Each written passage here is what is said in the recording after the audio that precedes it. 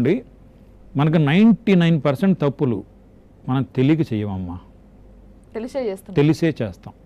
కానీ అవసరాలను బట్టి ఇప్పుడు ఇన్సూరెన్స్ అవసరం అని మనకు తెలుసు, కానీ ఎంతమంది చేస్తున్నారు? చేయరు, ఎందుకంటే అది డిలేలో ఉంది కదా. కానీ ఒకటి గుర్తుపెట్టుకోండి, నేను సిన్సియర్గా ఉంటానని మాట ఇవ్వగలను, ప్రేమగా ఉంటానని మాట ఇవ్వగలను, కానీ రేపు బతుకుంటానని మాట ఇవ్వగలనా?